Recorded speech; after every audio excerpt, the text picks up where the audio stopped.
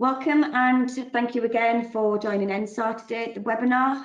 This is the third webinar in a series of 3 that we've been delivering since January. We will be updating you on the Apprenticeship Intermediary Service. And the aim of this webinar again is to help you as intermediaries of smaller employers just remind ourselves about the changes to the apprenticeship service and what the changes mean. For those of you who have attended previous webinars, you will hear and see information that you've already been made aware of. But again, this is very much around habitual reminding ourselves of what those changes are. We know that the changes can often be quite complex within the world of apprenticeships, particularly for those businesses who don't live and breathe them every day. So yeah, just expect some things that you already are aware of. My name is Sara O'Brien. I'm the project lead for NSAR on this project, and Leeman Robinson is the marketing lead who's going to take you through some of the resources and marketing work that we've been doing on the project. We do expect the webinar to take about 30 minutes. We have Tom Quinn, who's got the job of collecting your questions as we go through. Please do feel free to submit questions at any point, and you can do that by clicking the questions button, I believe. We will attempt to share some of your questions. We have had feedback that in the past it would be really helpful if we could respond to those questions, so we've put some time aside at the end of this one to respond to the ones that we can. For those questions that we can't answer, we will endeavour to get an answer for you. We'll build it into an FAQ document, which we'll make available to you along with the slides in the webinar video. So the aim is really to provide background to the apprenticeship service again, provide insight into how and where you can find resources and information, and again, just to galvanise that community of engagement, help you as smaller business intermediaries provide the information and help to your smaller employer networks of what the changes are. We do hope to give you information which will enable you to help them navigate the apprenticeship changes and get them prepared to register their business and create an account on the apprenticeship service. I believe that we have colleagues from the ESFA listening, as well as lots of different types of business intermediaries, including training providers from up and down the country. So again, thank you for coming along today. Of course, we can't not mention the really challenging circumstances that we all find ourselves in right now. And this webinar, we do want to sort of remind ourselves again where you can find business support for yourselves, but also for smaller employers and larger employers. We do hope you're all safe and you're all following the government's instructions and socially distancing, and where possible working from home like we are today. This slide provides a link to the Department for Education support, the business advice and the guidance document. On the right-hand side of the screen, you'll also see the DfE's coronavirus helpline number. The government, amongst many other measures, have introduced the coronavirus business interruption loan scheme to provide finance support for smaller employers for SMEs. The government have also set out guidance on coronavirus apprenticeship programme response, and this is to directly support apprentices, employers, training providers and assessment organisations. We will be delivering a provider webinar to a national provider webinar next week, but we will be saying to everybody that this is specifically in relation to the apprenticeship service, and we stay true to the project. But of course, there will probably be a lot of questions arising around business continuity in relation to coronavirus, but that's not for our platform. However, any questions that you do send or that you do get, you can signpost accordingly. Okay, so this is what we'll go through today. Not a really big agenda, but again, just to provide a little bit of insight.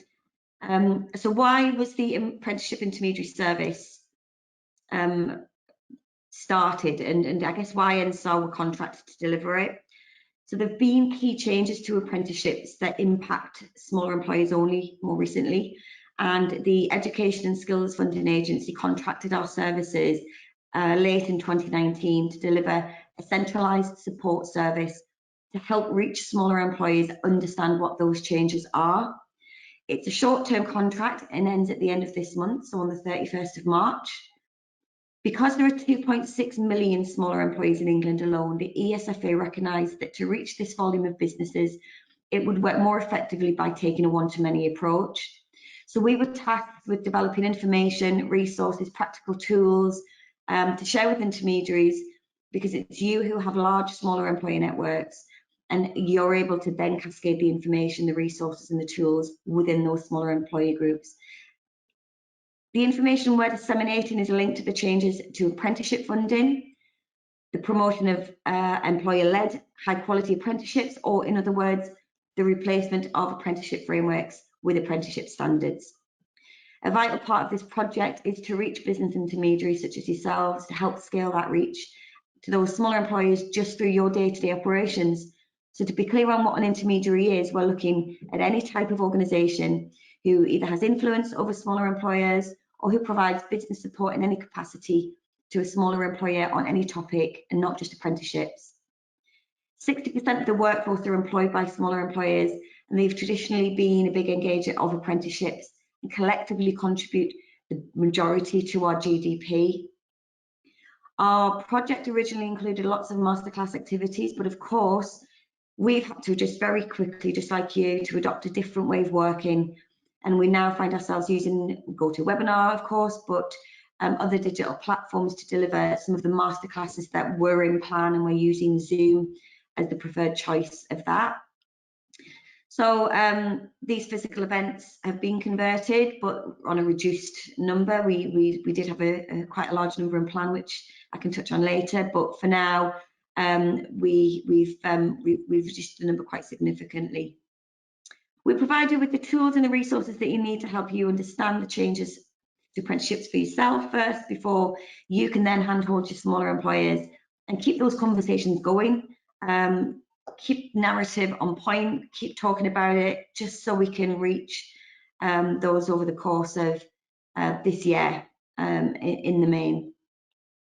We absolutely recognise that you may already know about apprenticeships yourselves, but you may not necessarily live and breathe them day to day. So with changes, the world of apprenticeships is quite complex, as we know. So if you don't live and breathe it, then I think it's just fair to say that we just keep on talking about it. So what are the changes? The key change, the first fundamental change for smaller employers is around the expansion of the apprenticeship service. The opening up of this digital platform for smaller employers. So the ESFA are currently transitioning smaller employers, and they're moving them onto the apprenticeship service, which is where we come in. We help to make that happen. This is a digital platform which is accessed on the gov.uk website. Training providers have traditionally held government-funded contracts where employees would access apprenticeship funding directly through them. But these contracts now are going to be phased out. So by November 2020, as it stands, the only way a smaller employer will be able to access apprenticeship funding is through this apprenticeship service account. So this transition period is between now and November, but the quicker that we can get smaller employers and intermediaries helping those smaller employers on board with it, the better. It prepares them much quicker before the end deadline date. So in the way in which larger businesses and again intermediaries had to get used to the apprenticeship levy, smaller businesses need to be helped to get used to the apprenticeship service. This digital platform is the same system that apprenticeship levy payers use to access their levy funds and action levy fund transfers. So from January, we've been engaging, well, probably from December, we've been engaging with intermediaries such as yourselves up and down the country to help make smaller employers aware of the apprenticeship service, the changes that are coming into play during this transition period, and really just to help them get ready and create an apprenticeship service account to get them up and running. During the transition phase, smaller employers will still be able to access funding through training providers who haven't used all of their allocated funding. But once a training provider has used it and has spent up, new contracts won't be awarded, and then instead smaller employers will have to reserve apprenticeship funding through this account. This screenshot and link is where an employee can create their account quickly and easily.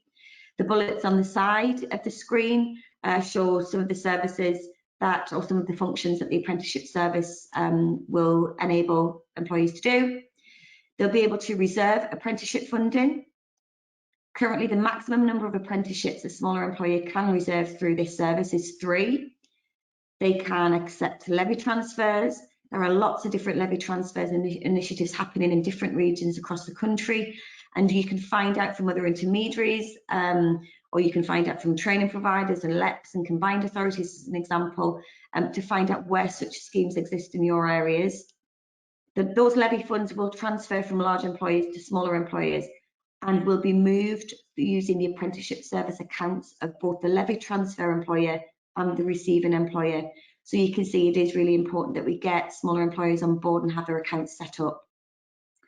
It'll offer more choice. It'll give more choice to employees in choosing training providers. So employees have been limited to the number of training providers that they could work with. They could only choose a provider who held a government funded contract. But using this apprenticeship service account to access funding means that they can now get a much broader choice and will have access to the full range of apprenticeship providers which they didn't have before. Employees can look at feedback from other employers on how training providers perform and operate. You know, getting insight like this is a big step change in supporting employers to choosing the best quality training partners for them. And again, choosing apprenticeship standards. Employers can use the apprenticeship service to help them choose the right standard for the role that they have and what works with their business. Sorry, that was a Sky News breaking news update, apologies. All of these benefits mean that employers are supported well enough to access high quality apprenticeships, but please don't forget training providers will always be on hand to help employers navigate these changes. But of course, intermediaries like yourself also play a vital part in communicating the changes. It's fair to say that not all smaller businesses are going to really find it easy to create an account or access the platform. For example, plumbers, electricians, builders and similar type businesses may need that little bit of extra help.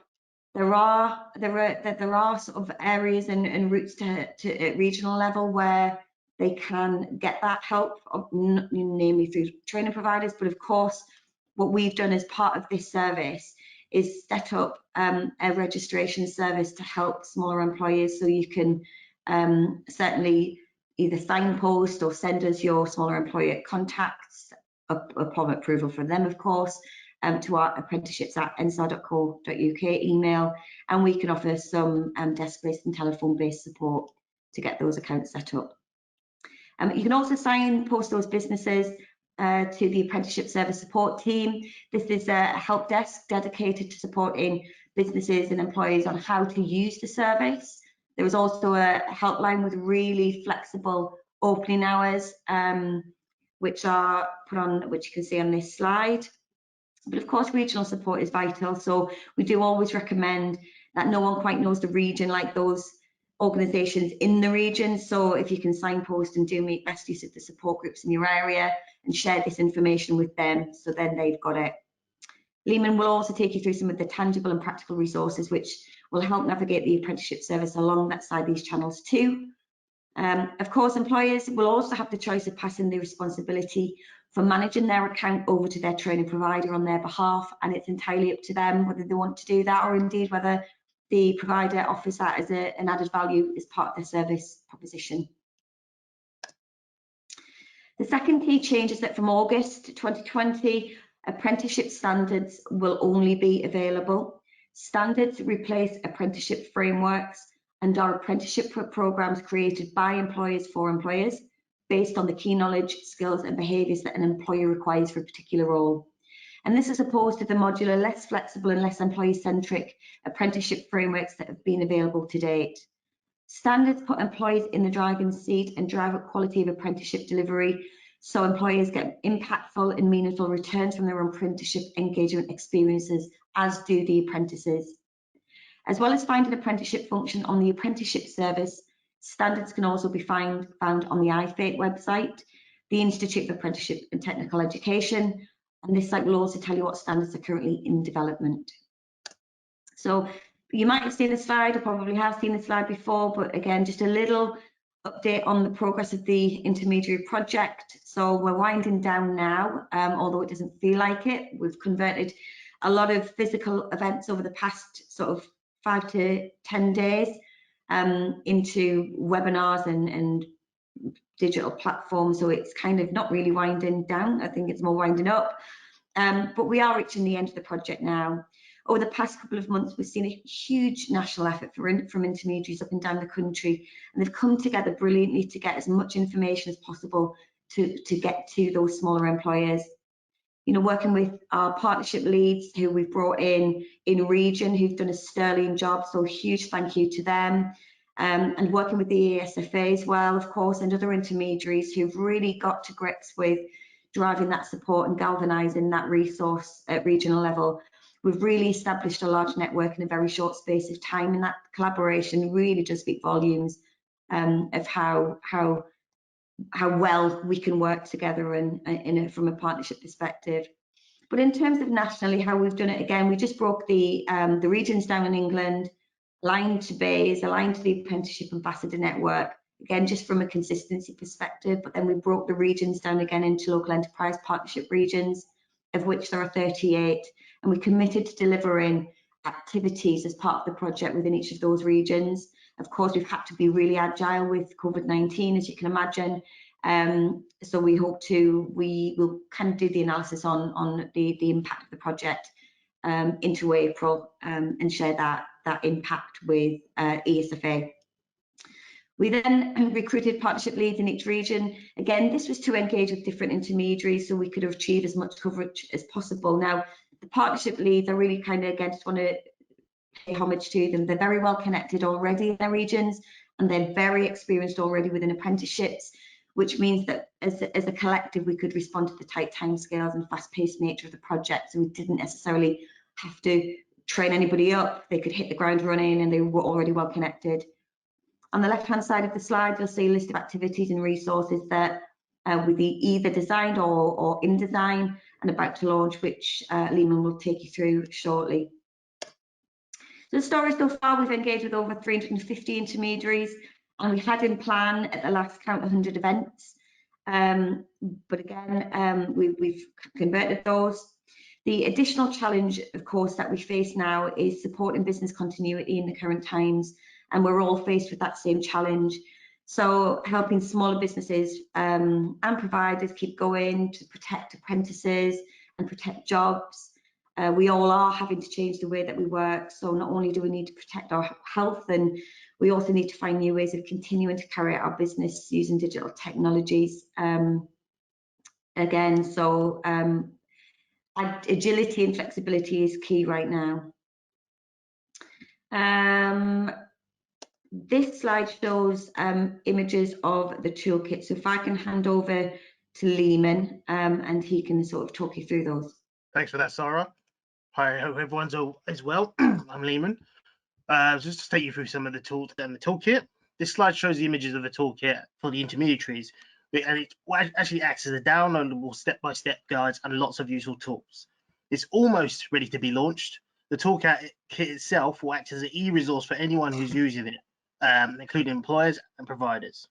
It will be downloadable from our microsite, and you'll be able to access this by registering your details, email address, and normal details, name, title, and so forth. So you can find that at if you click on the link at the bottom of our page, you'll be able to get access onto the microsite. On the slide, you'll see the first set of tools are highlighted on the screen, and they are step-by-step guides on how to register on the apprenticeship service, how to use different functions on the employer apprenticeship service account too. Using the toolkit, you'll be able to click directly onto links, which will take you through to the tools that you need to use. And they also operate as standalone documents, so you can download them and have them to hand. You'll also find links to how-to videos, and also if you prefer to use more on paper documents. But the great thing about this is that you'll be able to download the full toolkit by itself and be able to have it to hand and thumb through, read it, and digest it if you wish.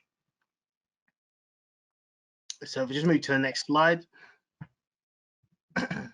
So here there are lots more guides that are also available, including endpoint assessment guides, guides to help choose training providers, easy to read information on apprenticeship standards, and a page of organisations that can help you and provide more support.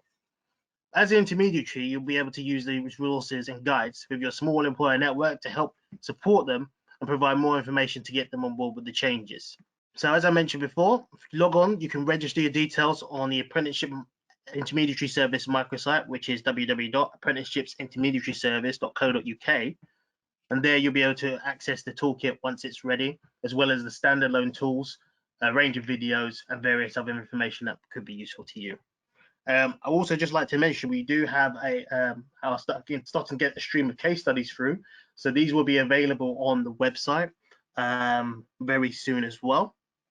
And then finally, with regards to our marketing and then the sort of PR push for this, we obviously with the event of COVID-19, we had to delay our sort of opening salvo in terms of national campaign in terms of advertising and promoting this for about a period of 3 weeks with the event of COVID-19, because we just want to ensure that we can get the message out to people and it lands well.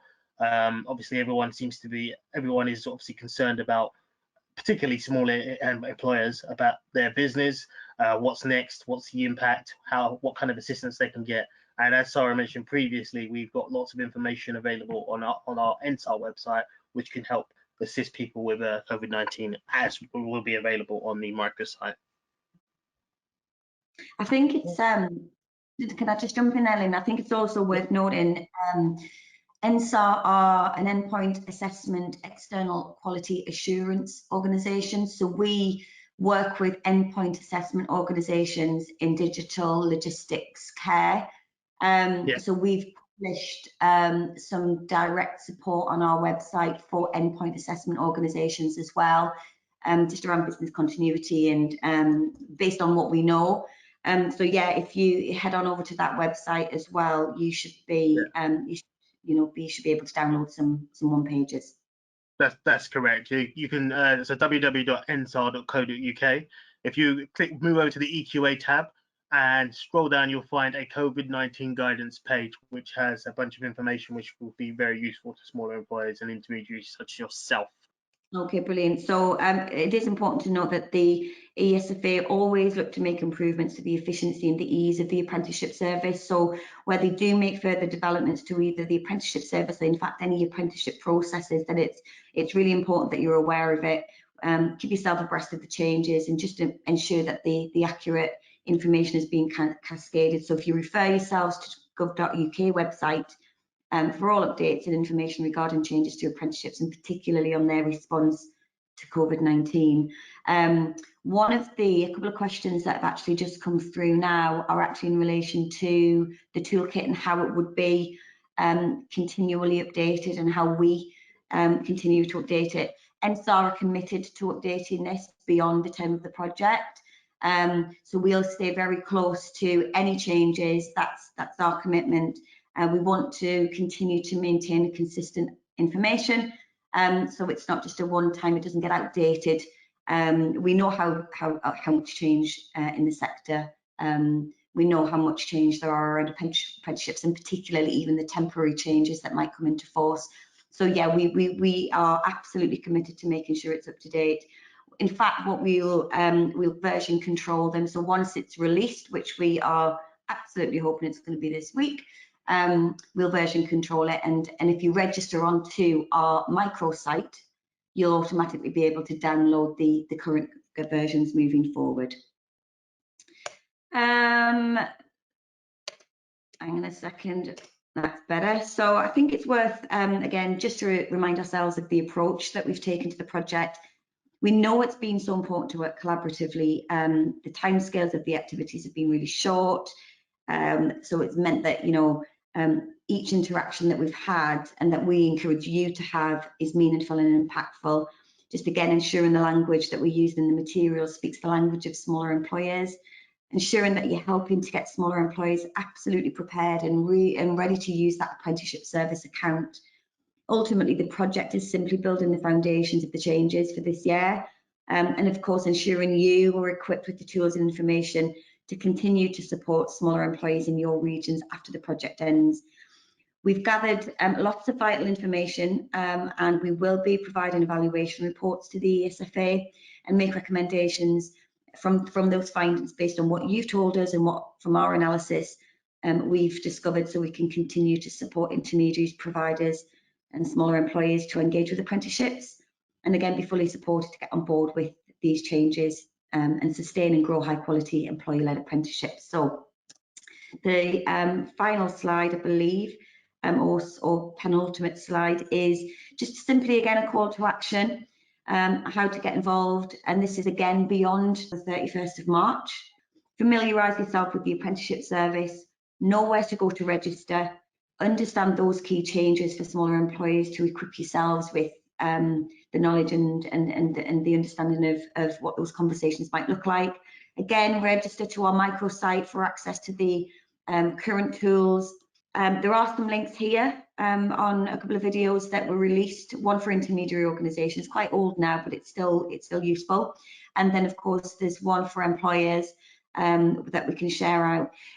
The ESFA released one for training providers as well in the past couple of weeks, and we're running a national provider webinar, which I think I've already mentioned, and that's going to happen on the 30th of this month.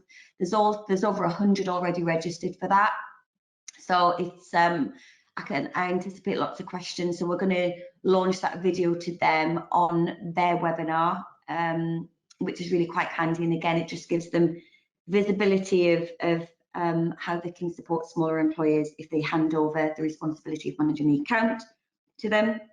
And just want to check back in with Tom to see if there are any questions. There's one that's come in: will the registration service helpline be available after the 31st of March? Yes, it will. So you can continue to email us at apprenticeships@ensar.co.uk, and we will continue to offer, from an NSAR perspective, support to smaller employers and you, if you've got employees that you want to refer or provide us with details with, and we can help set those up, and that would be an NSAR service, absolutely.